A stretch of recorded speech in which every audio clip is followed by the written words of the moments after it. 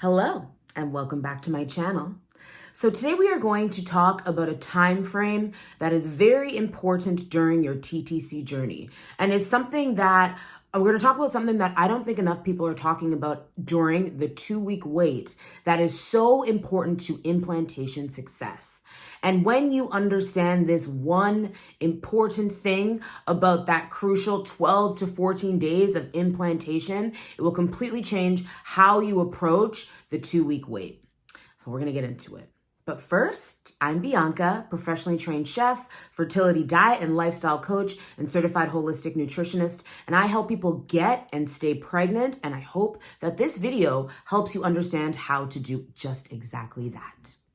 The 2-week wait is one of the most delicate and important times during your conception phase of your TTC journey. So many people make a conception attempt during ovulation, and then they kind of just cross their fingers and hope that they get a positive pregnancy test in a couple of weeks. And while I am a proponent of prayer and belief and whatever you need to do spiritually to get you there, there are some things physically that you need to understand about the 2-week wait that will completely transform how you approach this very delicate time. So the thing that I want you to remember and hold at the very top of your mind is that the 2-week wait is also the luteal phase. So the 2-week wait indicates, the time you wait to get a positive pregnancy test. That also happens to be the luteal phase, which is that phase that leads you up to the first day of your period.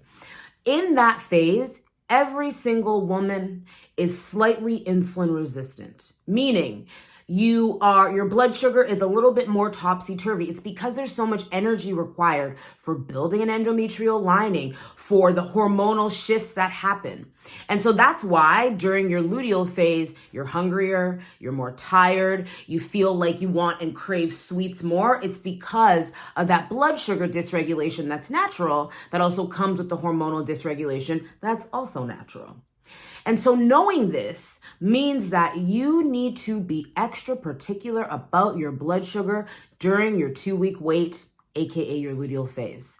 Because you are already a little bit insulin resistant and it's already doing this, if you add more insulin resistance, if you add more blood sugar fluctuations, instead of it being a normal, natural blood sugar curve, it's gonna be peaks and valleys. And you know what that causes issues with?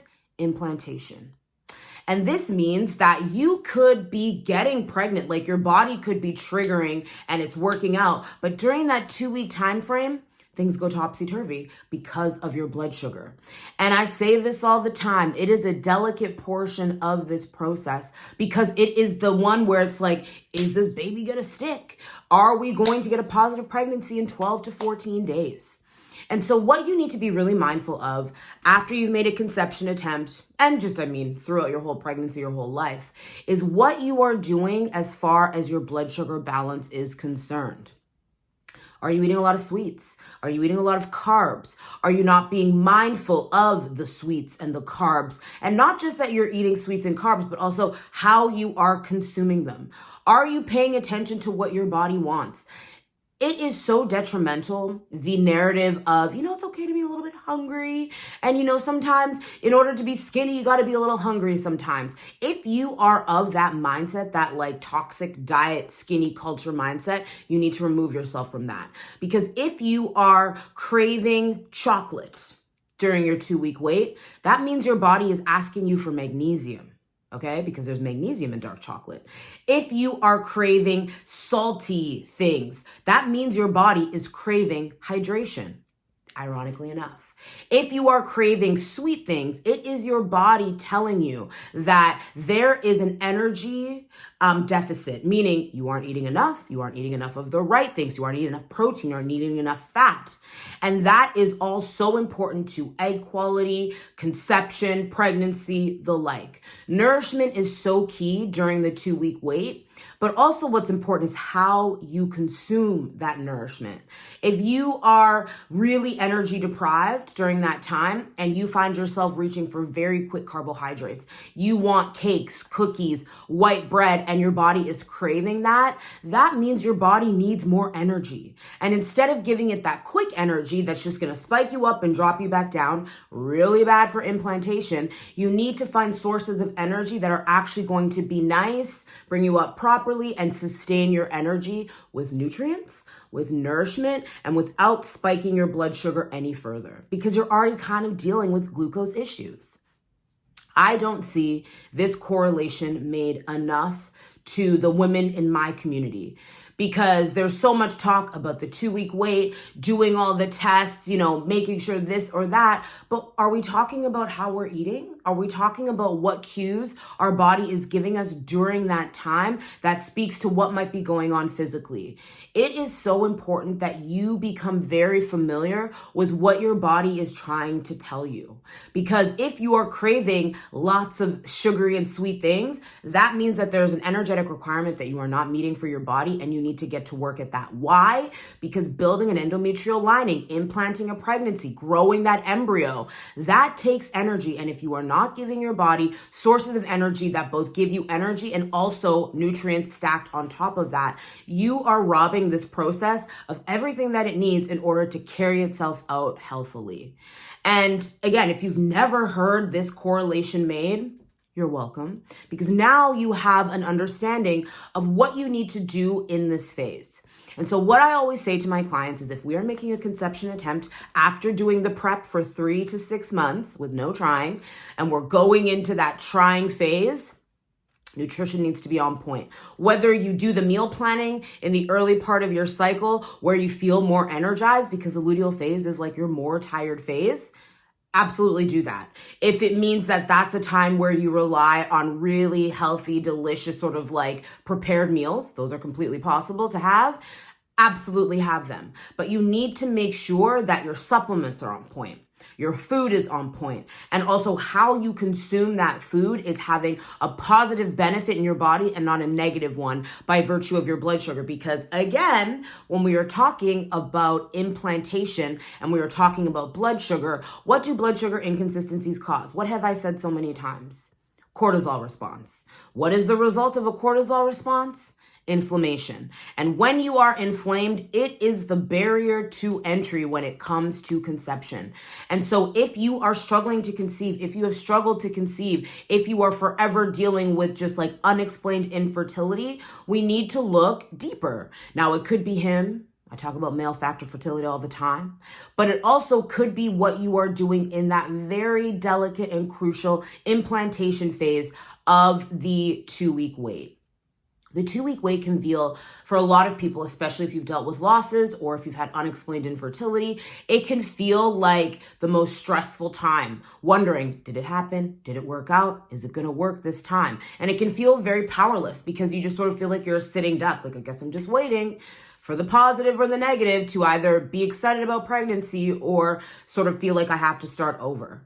But where you can take your power back is getting into action and supporting your body through this very important phase.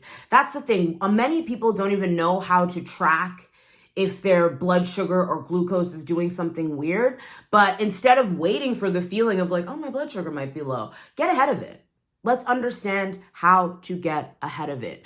In the fertility blueprint, the fertility prep program that is going to prep your body perfectly for baby and help with egg quality, ovulation, 2-week wait. The first module is blood sugar. Why? Because it is so important to every single phase that we are trying to catalyze. Is that a word? Be a catalyst to. Because if you are having metabolic issues, blood sugar inconsistencies, insulin issues, that is systemic. It's total body. It affects everything. And so understanding how to eat and how to live for good, abundant blood sugar balance doesn't just mean that you have more energy in the day, that you sleep better, that your skin is better, that your periods aren't painful. It also means that during that crucial 2-week wait, you are giving your body every single resource and support that it needs in order to do what it wants to do effectively. I like to have the mindset and spread it to my clients and now to you that the body wants to get pregnant. The body wants to do the things that it's intended to do, like ovulate and get pregnant if that's what you're trying to do. That being said, we as human beings, we put barriers and obstacles in our way. And understanding that one of the biggest obstacles is your blood sugar balance during your 2-week wait means that you can remove that obstacle now and clear a better path to pregnancy and conception. This is where you take your power back. And like I said, this can feel like a very powerless situation, but when you start to understand the things that are actually influential and at play, and you start to understand your body and the cues it is trying to give you, that is when you take your power back. And it's a beautiful thing. If you are also dealing with things like PCOS, insulin resistance, type 2 diabetes, and those are already pre-existing and you are trying to get pregnant and those are not well managed, you have to do that first. Because as you now understand how important blood sugar is to the conception journey. If you are already dealing with blood sugar issues, then this becomes even more important on your TTC journey. It's important for every single woman because like I said, every single woman is slightly insulin resistant during her luteal phase or 2-week wait. But if you are dealing with insulin resistant PCOS, type 2 diabetes, insulin resistance, or even pre-diabetes, those need to be understood, managed, brought into balance before you go and start trying to have a baby, especially if you're over 35, even more so if you are over 40. And again, you might not hear this in a fertility clinic, but I'm here to tell you that it matters very, very, very much. And look, I also think that understanding how to balance your blood sugar pre-conception means that you are going to take these habits into pregnancy with you and you're going to completely avoid gestational diabetes. How do I know that? Because I have had clients that I've helped them reverse gestational diabetes in pregnancy. Something that people say, you kind of just wait till the baby's born. I don't buy that. Because if your blood sugar is able to be balanced, it doesn't matter if you're in pregnancy, if you're out of pregnancy, there are ways to bring it in check. And so I just wanted to add that for those people that already have blood sugar issues presenting in their non-gestating body, you need to resolve that, understand that before you move on to trying to conceive. And like I said, in the Fertility Blueprint Fertility Prep program, the first module is tailored all to that. So it's for people who have these pre-existings, and it's also for people who don't and just are like, blood sugar, what do you mean by that? If your fertility is unexplained and you have something like PCOS, insulin resistance, pre-diabetes, type 2 diabetes, I feel like the explanation lives in there. However, if you are someone who doesn't have those conditions and your infertility is unexplained, I also think that there's some answers within that as well. And so understanding your blood sugar and understanding the power that it has within this conception journey that you are on means that you can remove the obstacles in your way and clear a path to your dream, your baby. I say it all the time and I'm gonna repeat it. Trying to get pregnant and trying to stay pregnant is really about what your body is able to do. Egg quality and sperm quality matter very much, but the egg and the sperm live in your body. If you are living in a body that struggles because of how you eat and how you live to balance your blood sugar, that will present problems for you. I don't care what anyone says. And so understanding how to get your metabolic factors in check mean that you can bring balance to your body, more health to your ovulatory process, more health to your sperm and egg, but also make for a really gentle and beautiful and supportive environment in your body during that very delicate 2-week wait. It is completely possible, and it is how you get into action in what can feel like a very passive time. It's not passive. There's so many things that you can do. So if you like this video, please like it, please share, please comment, and of course, please subscribe. I love having you here, and I love sharing this information with you because I know that this is not information that you are going to hear necessarily in all of the clinical and medical spaces that you are in, trying to explain the unexplained. But once we look deeper at your body and what's going on with you and bring resolve to any of those areas of concern, that is when you make your body a baby-friendly place. And I hope to help you do that.